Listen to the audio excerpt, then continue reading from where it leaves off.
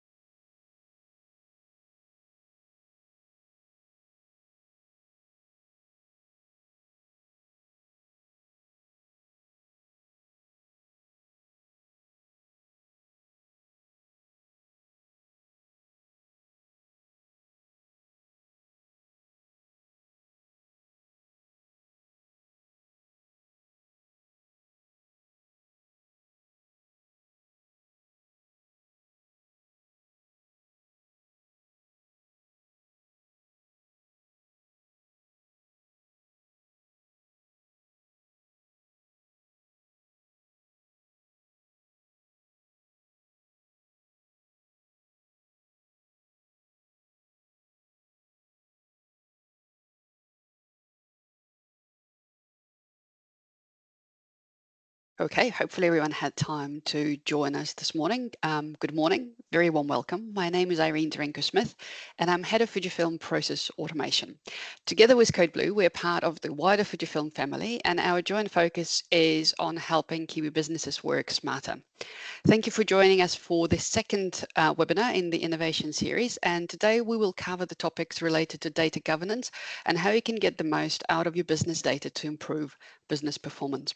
Now, data governance is not the most exciting topic in the world and many people don't really want to spend a lot of time on it, but it is a necessary one to make sure that you've got the right foundations for your innovation, better business processes, and also importantly, AI. So today we will hear from Matt and Amelia, who are in the room together today, about data governance and why it is important in the world of AI and the overheads and resources you will need to implement a robust governance roadmap. We will start with Matt Bourne. Matt is Solution Architect and Modern Workplace Practice Lead at CodeBlue.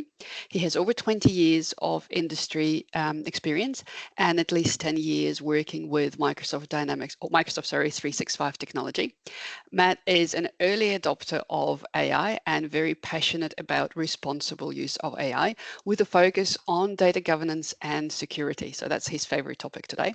Matt will explore principles of data governance, the challenges of implementing data governance and resources required to implement a robust framework. And then Amelia will follow Matt's presentation with a perspective on how Microsoft looks after your data, security and retention policies, and how you can streamline your data processes. Amelia has over 20 years of experience with Microsoft Dynamics, working for Microsoft partners, distributors, and Microsoft in New Zealand. She is an expert in utilizing Microsoft technology to drive transformation and ensure customer success. So please post your questions anytime during the session using the Q&A function located at the top of the panel. And we will answer your questions at around 9:40 and we will wrap up the webinar at 10 a.m. sharp. And with that, I will invite Matt to start the first part of the webinar. Welcome, everyone. Morning, everyone. It's a beautiful sunny-ish day in Auckland. Right, so today we're talking It's always like that. What's that? It's always like that. It's not. Well, It's not. to be fair, it's probably much colder in Christchurch today. Right, so let's talk about data governance that everyone loves. Okay, so I thought that I would start off today with actually defining what exactly is data governance. I mean, and in its basic point, it is effectively a framework of policies and roles and processes. And the idea of it is to basically put a guideline of around how your data is secured, how it is governed, who has access to it, and how it's used. that's effectively what data governance is, which sounds like quite a mouthful, and it is, and it does cover a lot of aspects. Now, I then wanted to go in a little bit deeper into that and give you a bit more of an understanding of how you can look at this and break it up into pieces a little bit, but also, I'm going to cover over some of the relevancies and why it's so important. So some of the key aspects you've got, in the end, if your data has no governance, no guidelines around it, you can end up with quite messy data. Now, the problem with that is when you start looking at reports or anything like that in the future, effectively, if you've got bad data that you're looking at, the data you're looking at in the report is also bad or incorrect as well. So things like data governance become really important for when you're looking at reports or even just when you're trying to find a file. Probably one of the biggest things in my career that I've found is if you can't get the management team or stakeholders on board, this will never succeed. The hardest thing is to convince not just the company, because obviously the company will have to all have to come along for the journey, but if you can't convince the leadership team to invest time and money and effort into this, then it won't succeed. And the problem with that is that then what happens is everyone else looks at the data and it ends up just becoming a big jumbled mess. So things like policies and procedures around data are incredibly important. Now, why has this become such an important topic? So over the last, let's call it 10 years, the amount of data that we create has changed. So this is a nice Microsoft slide, and I first saw it and I thought, seems like a lot of data. So what this is saying, so to give you an example, a zettabyte is 1 million terabytes. So most people's laptops will have, let's say, 0.5 terabyte on them, maybe. All right, that's total storage space. This is how much data they predict that by the end of 2025 we would have created in this year alone. So just in 2025, the prediction is we will create worldwide 175 zettabytes of new data, so data growth. And so I started thinking about this because obviously this has become very prevalent with the likes of AI. You've got sensors running everywhere. You've got cars that now create data which goes off into a storage vault somewhere which houses all the sensor information. Your fridges, your watch, your cell phones, and then obviously AI is creating a massive amounts of data. The other big one we had recently was when COVID hit and everyone who was using paper, suddenly everything moved to the cloud, everything was digital, and the shift happened very quickly. So it got me thinking. So I went in and I pulled a report. This shows from 2011, or 2010 technically, up to 2025. And then I asked AI to predict the data growth up to 2030. Now, as you can see, these are in zettabytes, which yes is a very, very big number. To put that in perspective, I think a single gigabyte, which there's 1,000 gigabytes in a terabyte. In a single gigabyte, you would get maybe a couple of million emails. So yeah, there's a lot of data. But as you can see, around the year 2020, we went from 26 to 41, which was the biggest jump in history. And then since then, so 2020 was when COVID hit. And then since then, if you have a look, it's steadily been rising each year, year on year, and it's accelerating. It's not going away. So the whole point of today is to really talk about why data governance is important and why this is such a big shift in the market is, 20 years ago when you had a tiny little server that, you had a wee bit of data on it, was fine, you could manage it really simply. Nowadays, you actually need to have a plan and you need to have processes and policies in place to actually manage the amount of data that companies are generating. So, as with everything, there is always challenges. One of the big challenges, which I cover over a little more on my next slide as well, but data is everywhere. So you have data coming in from, let's say, your Microsoft 365 platform. You might have it coming in from your ERP system or from a business application. You might have data sitting in reports or in your OneDrive or on your machine or on your cell phone, on your Google Drive, etc., etc., etc. There's data absolutely everywhere. And one of the challenges is how you manage that. And inconsistency in user error. Now, humans, by definition, humans are not perfect by any means, and that's great. That's what makes us unique, and that's fantastic. But the unfortunate thing about that is if you lined up 10 people in your business and said, show me how you install this file, you'll get 11 different ways of how to install that file. Because if you have no standards that people are required to follow, then people will tend to do things the way that makes logical sense in their own brain. Another big one is, so they've called it data loss in the shuffle, but effectively it's when you move data from one place to another or you pull it into a reporting system, that if something's not correctly stored or has correct tags on it, then that data can be lost or misplaced. And the problem with that is that then you end up with incorrect data at the other end. And then the last one is the overwhelming updates. Now, what I mean by this is that not only do you have overwhelming updates from people that you're trying to get information from, but also just the amount of changes in the regulatory requirements for how you have to manage and keep data. This one here is one of my, as I've been in tech for a very long time, shadow IT. What is it? It's a term that gets thrown around quite a lot. The simple gist of what shadow IT is if your entire business is running in Microsoft 365 and one of your staff members decides to start storing company files in their personal Google Drive or in a personal OneDrive or in a Dropbox location or on their mobile phone, that this is shadow IT.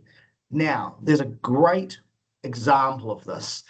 If a company decides to restrict the use of Copilot, it's a great example, and they go, okay, well, we don't trust AI, so we're not going to use it.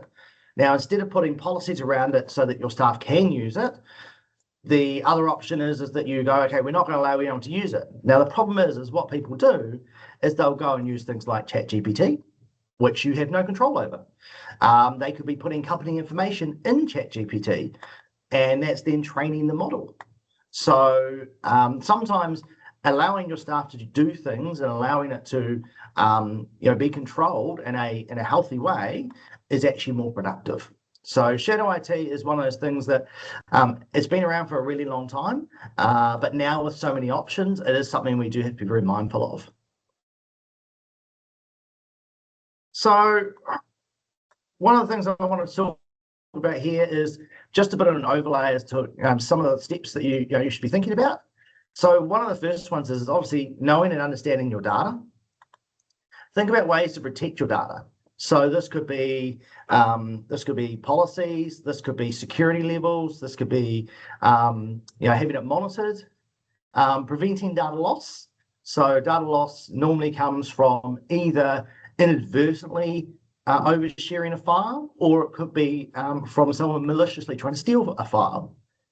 And then have a way to govern your data. So retaining and deleting. So data lifecycle management is quite important. Probably the last thing I'm going to put down there in this slide is just understanding your business requirements and drawing up a plan. So when I say business requirements, I do cover this in a wee bit, but basically with all the requirements around the world, so you've got things like, in Europe, you've got GDPR requirements. is just one prime example. You might have to meet ISO 27001 standards. Just depends on your business and your environment as to what data standards you may or may not need to meet. Now, what can we do about this? So one of the tools you can use now, so Microsoft have released a tool called Microsoft Purview, and this tool is actually quite cutting edge. Now, I will preface this that some of these features, they do require different licenses, but this is the tool that Microsoft uses themselves to manage their data. So it's they designed it for that purpose, and then it's now worldwide.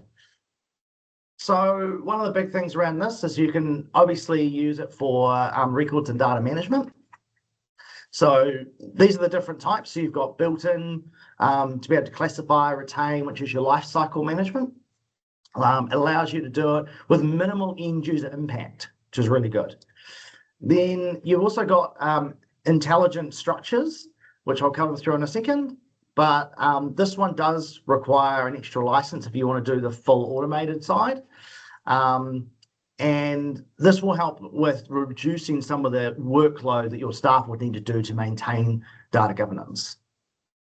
And the last one is just around being able to identify potential issues around compliance and make sure that you're meeting your obligations. So the one nice thing about Purview is it does actually give you a really nice compliance score. And that score actually looks at things like, are you meeting your requirements? You can set which ones you need to meet, and it can actually help you decide if you're meeting those or not. Sorry.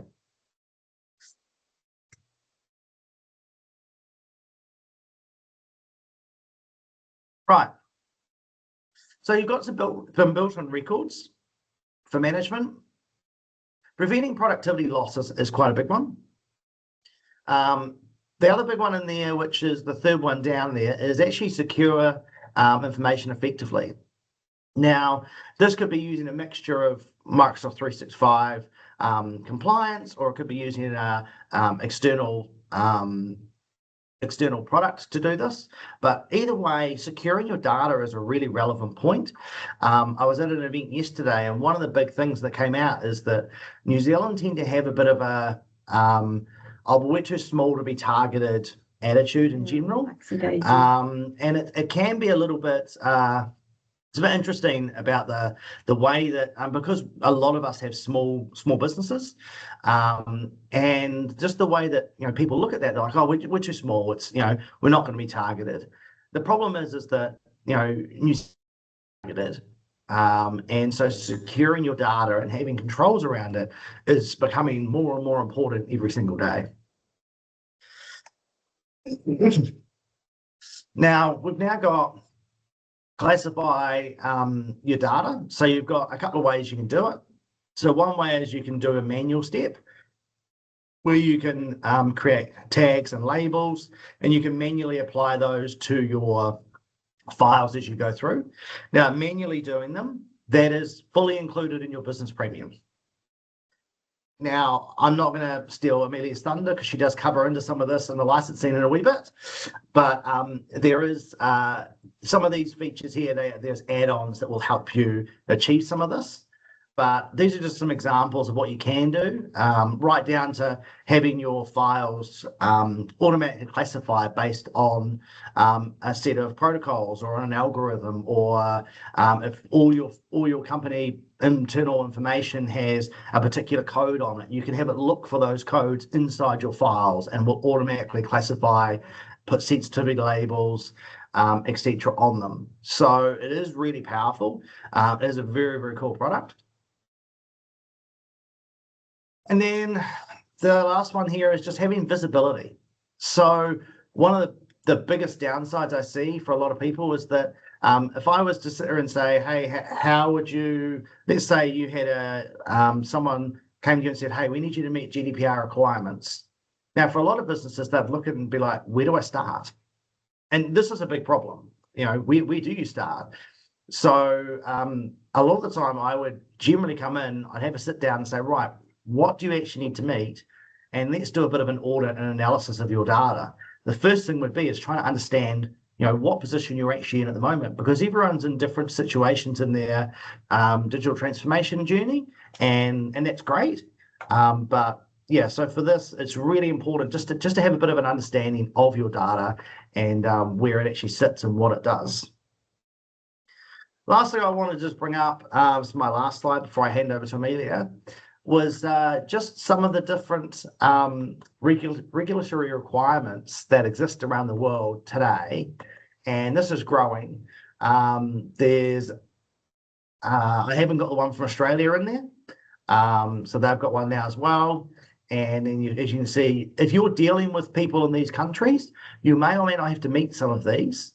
But then you may also have your own requirements. You may have ISMS standards. You may have ISO 27001 as an example. Those are two quite popular ones. Obviously, you may have to meet GDPR.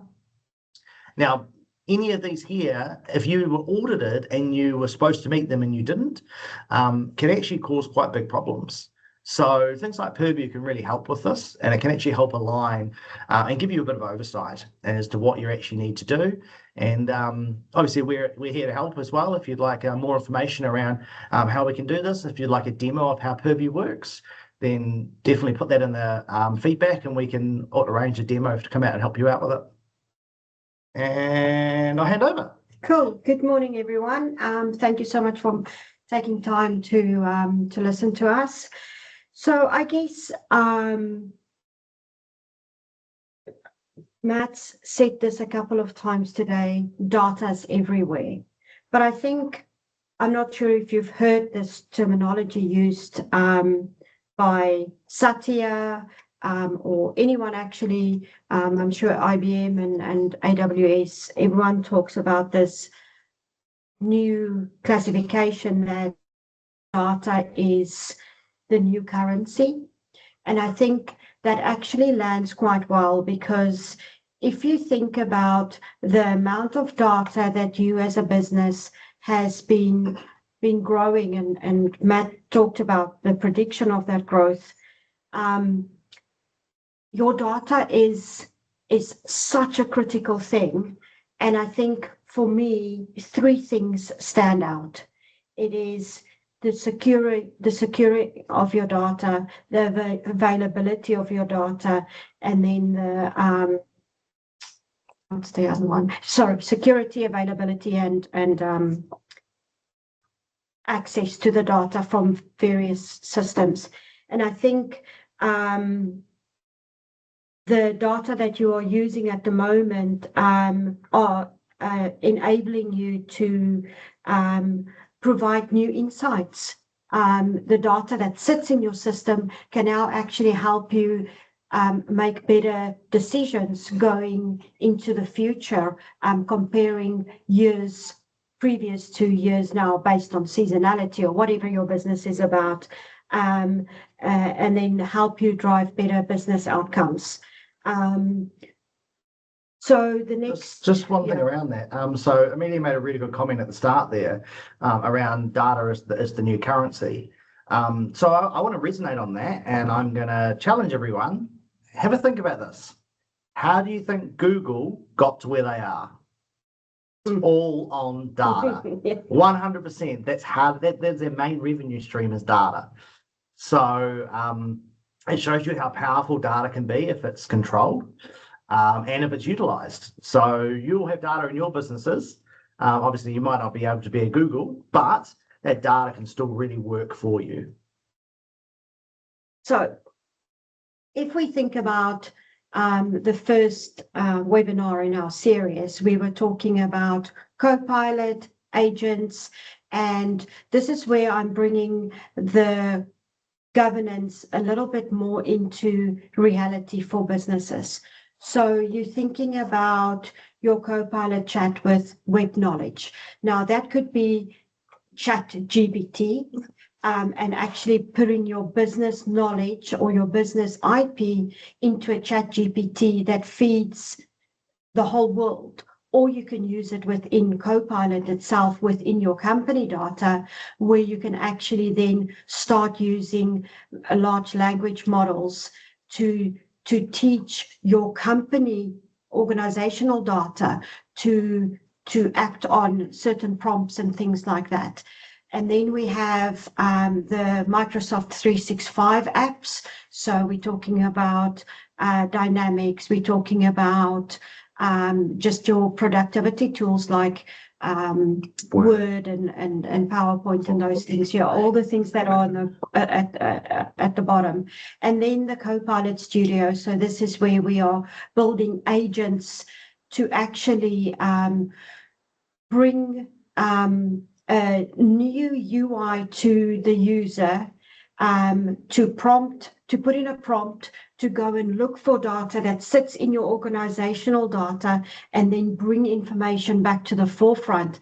So what is happening, a long time ago, Microsoft, for instance, had ERP, finance, before that was AX, was in a separate database, tucked away in a server on-prem, or your Business Central, same thing, tucked away in a server on-prem, and now it moved to the cloud. So it's all SaaS offerings, and now they're taking it one step further, and they're taking these lines between these bits of data that we're seeing on the screen, and it's actually erasing those lines with a Copilot Studio agent, because the agent will go and have questions or prompts to get the information, and then actually go and listen to all of these systems and bring that information.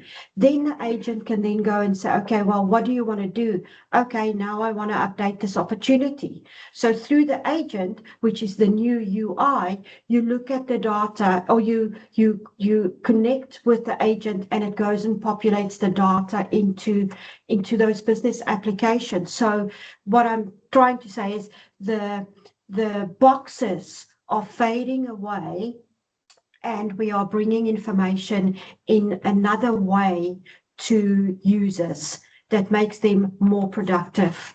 And that is why security, privacy, compliance, accessibility, all of those things are so important. And that's why we're talking about governance today. So I just wanted to start with those few things. If we go to the next slide, so this is quite interesting. So this is a study that's been done, and you can see the source there. But the top concerns for early adopters, and that's me and Matt and quite a few people out there, the lack of visibility for organizations is a big concern. And especially when using Gen AI, so any AI, and then the lack of protection. And that is, as we're going to keep on saying it, this is where it is so important. Just one bad actor need to do something silly to your organizational data, and then you're going to go, damn, we should have listened, we should have done a proper data governance policy and put things in place.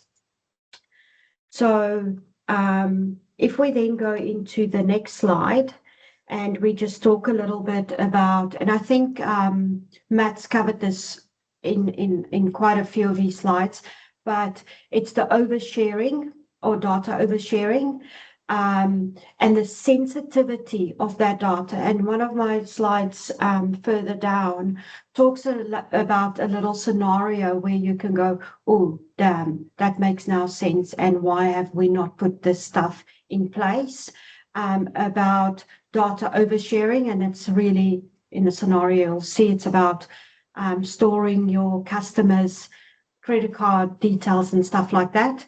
Then data leaks. So we are now sitting with, I don't know, I've got probably about 5, maybe 7 different business applications on my mobile phone. And if someone picks up my phone and they can access my phone, there's problems, big problems already. and then compliance usage. And again, the unethical generation of content. And I guess if you think about this from a social perspective, again, maybe not unethical, but if you are someone that is in the public space for your organization, you want to make sure that that person is very compliant to how they use terminologies and all that stuff. Just talking about data oversharing. One really good example of this that I have seen in the past. So who on the call, and obviously I can't get answers, but I'm sure you're all thinking about it now, has jumped into a Teams meeting and gone to share their screen and inadvertently shared what was on their screen. It could be financial information, it could be HR information.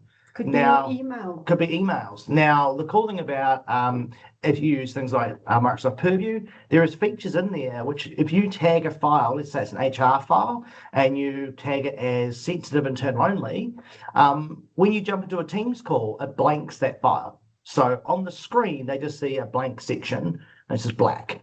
If they try and take a screenshot, if someone tries to take a screenshot of that file or share that file externally.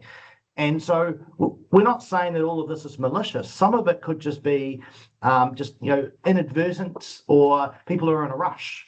It does happen. Unaware. Yeah, just unaware. Yeah. So just something to think about. Yeah. Cool. So then we're thinking about, again, we're talking about the security, the compliance, the privacy, and so on. But making sure that you have secure access, even in your SharePoint. Restrict or block risky access with conditional accessing. Matt spoke about that earlier. And then control the use of your co-pilots on devices with device and application management.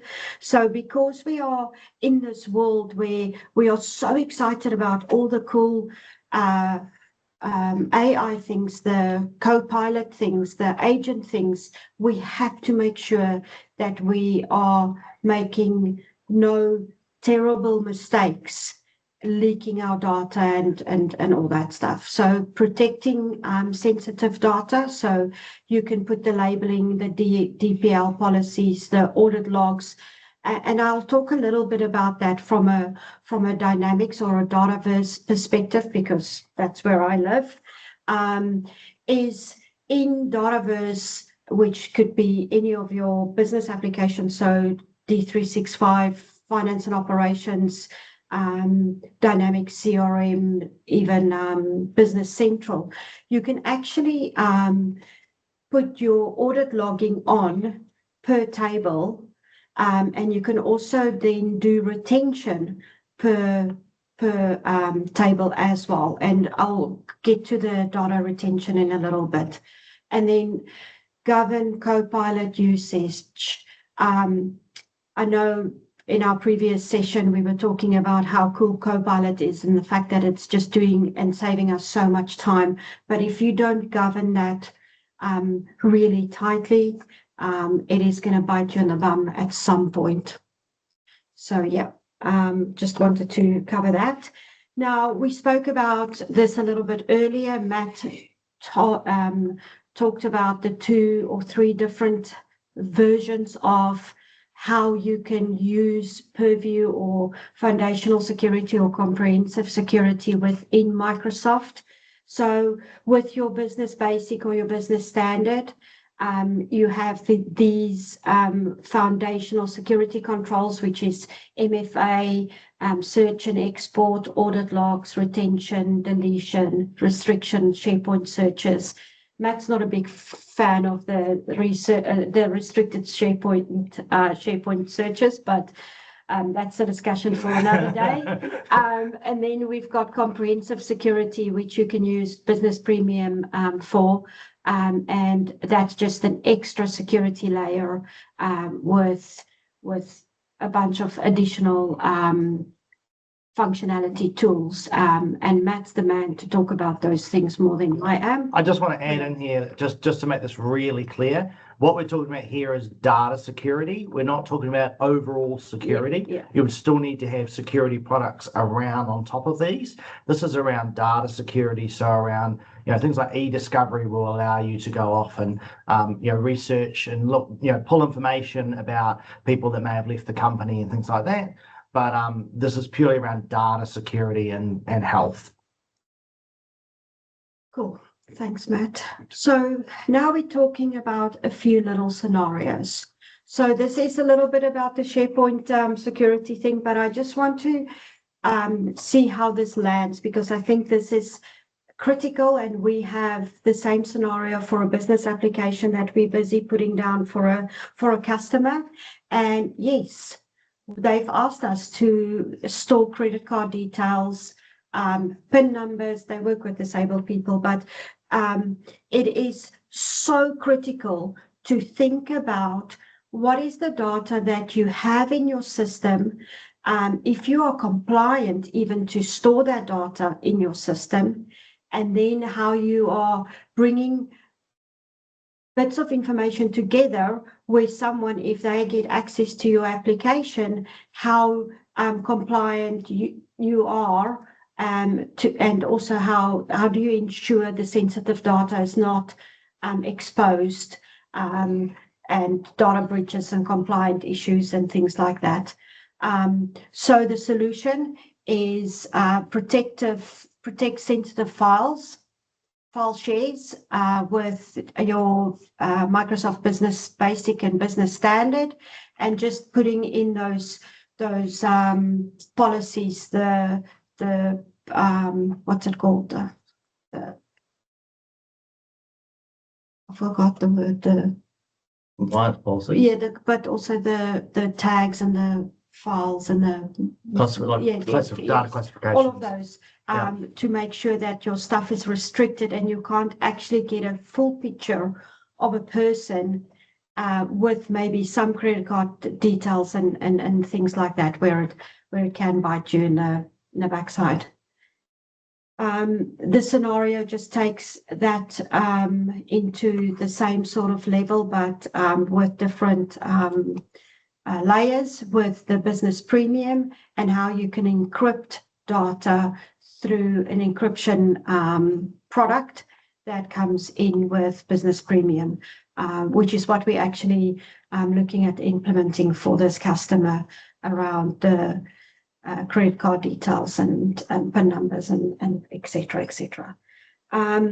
So if we then go down to a little bit of the security and compliant add-ons that are available for Copilot, we can see that there's the different SKUs that looks at information protection and governance, insider risk management, and e-discovery and audits. And then it just breaks down the feature and the description of that feature. Now, please note that we will share these slides with you, so don't stress too much about taking screen grabs or anything. There is also worth noting here that Microsoft are just about to release. It's already been announced. There's a SKU that's going to include all three of these for like a discounted price, which is called E5 compliance, and that can be added to Business Premium, which will give you all these feature sets. So if there's a path that you do need to go down, or would like to go down, please reach out and have a chat to us. We can talk further about licensing options. And I guess this just breaks it down a little bit about all the features and what is included in each of those three packages. And it's fairly similar to the Business Basic and Business Standard, but then what is included in the Business Premium. And it's really about the data, the security, the endpoint management, and the compliance, audit logs, data retention, things like that. Okay. And then this is just an additional slide about the capabilities to help protect the data. It's very much, I guess, around the security and very similar to the previous slide. So now, okay, data retention. I have this discussion with customers with teammates in the kitchen all the time, because people want to know what is the best way of retaining your data, and looking at things like how long to retain, what to retain, all that stuff. So, and because we are now in this world of AI, it is important for us to look at what is the actual data that we're looking at. So, if we look at this little section here, so business application data lifecycle. It's really broken it down into 3 critical areas. So it's active data. This is data that is readily accessible in a live app. So if you think about your business application, your ERP, your CRM, and it's available and should be available on a real-time basis. Then we look at your inactive data. So these are historical retained records, or your policy to keep those records. And then these records could also be things like, if you think in a sales environment, opportunities that you closed a year ago or 10 years ago. It's making sure that you actually take that data, and it's now really historical inactive data, but you can put that in a safe place. Because something that we haven't mentioned today, which is critical, is although data is the new currency, data storage is extremely expensive. So if you don't look at how you're going to do the data life cycle and when to put data in certain places to keep record of it, maybe you get audited or you have to keep records for 7 years or things like that. You need to know how and where these things can be retained and all those things for compliance and legal discovery and things like that. You also have the other issue of potentially having that same file saved in 17 different places. Yeah. So you're now paying for storage for the same file 17 times. Yeah. It's another great example. Yeah. And then the next one is the data that's deleted. So the life cycle has been completed and you don't actually need to keep those bits of data, and you can actually put it in a different place, or actually just get rid of it completely. So this slide here, this is sort of the old way of thinking. And if we think about how that works in a business application or in the Microsoft ecosystem, we look at the operational data, which is our active and inactive operational data. So that's number 1 and 2. And having that in a business application available to report on, to filter in, to use for auditing, all that stuff. And then the transactional sync.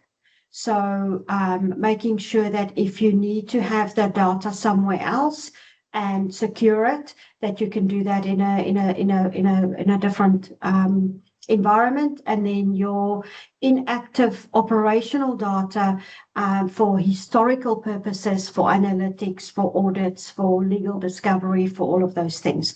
So just a little bit of little grains of salt for you to start thinking about your retention of data.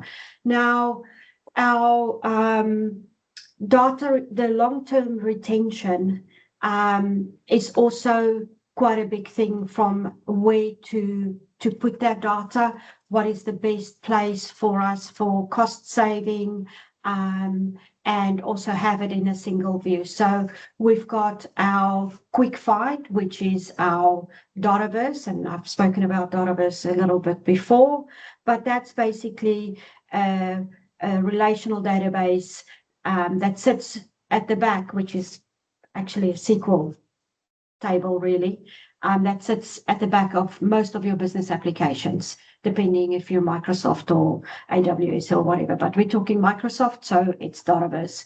and that's your UI. Then you want to think about what is the data that you want to put in a one lake.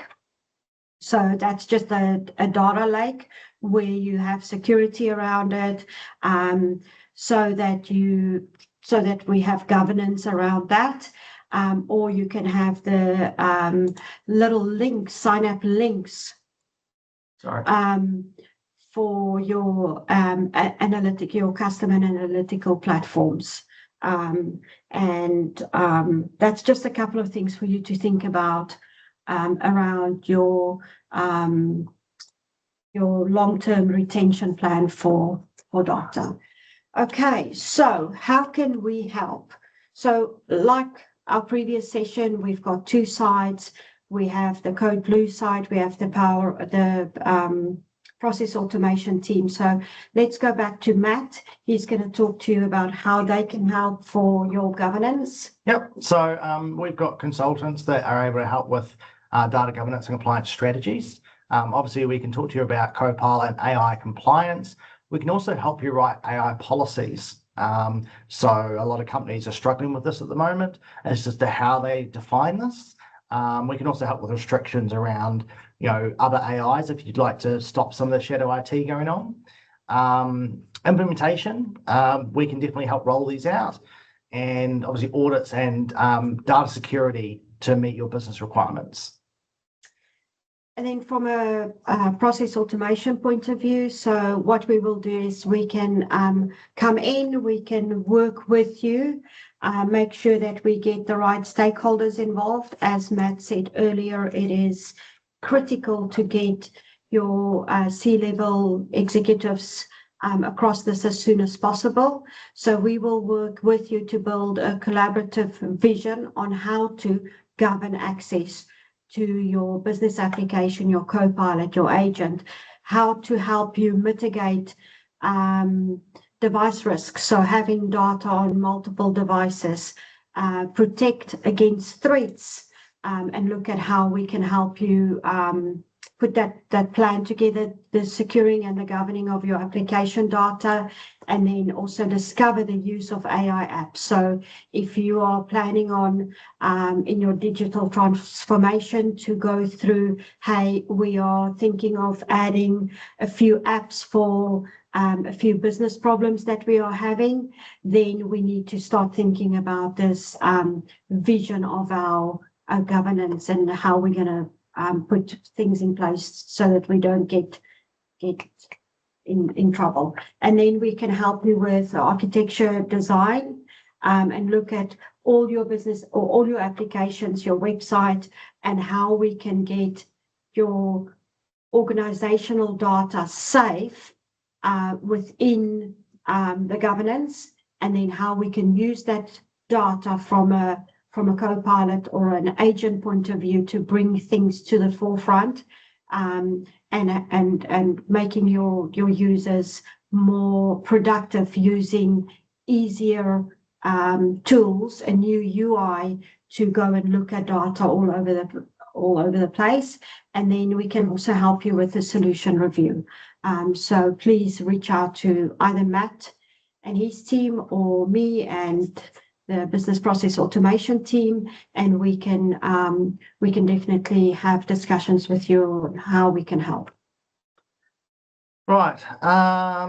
So we'll jump into some questions. We've got a couple of questions sitting here. One of them being, are there any particular industries that should worry about data protection more than others? So I suppose it's a little bit of an open-ended question. The simple answer is no. All industries should worry about data protection. Now, I think the difference here is the level of data protection. So, for example, if you're a financial institution and you have a lot of customer financial data, then your requirements for maintaining and protecting that data are going to be very, very high. The same with healthcare. Healthcare would be another great example of that. But then let's say you're a plumbing business that has some customer information. Now, that information is still critical. You still want to keep it, still want to govern it and make sure it's looked after. But the the requirements that you have to meet are going to be much lower. So no, I would say there's no industry that shouldn't worry about it, but the level of data protection or data governance that you'll be required to meet could be vastly different. Yeah. And that goes across the board. And a lot of it is understanding in your environment or in your capacity as a business, what requirements you actually need to meet. So another question here, can we automatically classify data using policies, or do we need to rely on users to tag correctly? So this comes down to a licensing issue.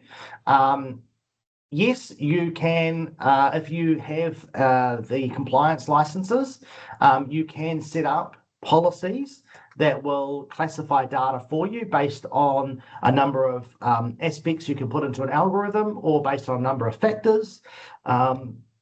So if you could do things like, hey, I've got this area, this whole area here is HR. I want all of it to be tagged as HR sensitive. And just because something's in that area, will automatically be tagged for you. But you can also do it on, if a file contains the words internal only, inside the file, you can have it so it will automatically tag that file as internal only. Email's the same. So you have got a lot of controls, but those are effectively paywall blocked, I suppose, is a simple way to put it. They're not included in your business premium. Business premium gets manual tagging. If you'd like any of the automated features, they are either in one of the compliance add-ons or an E5 license. But yeah, that's the last one. Is that the last one? Yeah, the one at the top there. Okay, well, Probably time for us to wrap up. One. There you go. Yeah, so data stewardship is critical prerequisite to have data governance. How do you recommend small, medium businesses to go about this? Who should be your data steward? I think the easy answer is everyone should be. Data is such a critical thing, and if even at Fujifilm, it is incredibly important for us as an organization, and we have so many secure things. But I think everyone should be a steward of your data, also a steward of your brand, just out there. But I think it is important to, when you are putting your vision together and you are putting your plan together, is to make sure that you have it from a bottom up, but also from a top down. Yep. And you have to have your C-level in every decision-making process. Yep. And if they don't drive it, then you can stop right now. It's as easy as that. Yep. Because employees or individuals or certain individuals within the organization can go above and beyond. But if there is not a top-down policy or a top-down sponsorship, then that becomes quite difficult. I hope that answers the question. Sweet. I'll hand back over to you, Irene. Thank you, Matt. Thank you, Amelia. It was very insightful. So we will host this webinar again next Wednesday on the 25th of June from 9 till 10 a.m. So if you have a colleague who missed this particular webinar but still would like to find out more about data governance, please let them know that we will rerun it. And we also have 2 more webinars upcoming in June and July, one on accounts payables, automation, and PEPL compliance. So keep an eye out for invitation to that. And also non-for-profit organization automation and management of customer records and data. So my colleague Cass will get in touch with you with the invitations for this webinar, so register if you're interested. And lastly, we would really like if you submitted your feedback using the QR code, and you will go into a draw to win a $100 Prezi card. If you complete your survey before the business tomorrow, we will then do the draw and notify the winners via an email. And that is it. That is us for today. Have a lovely day, and we'll hopefully see you soon again for the next webinar we have in our series. Thank you, guys. Thanks, everybody.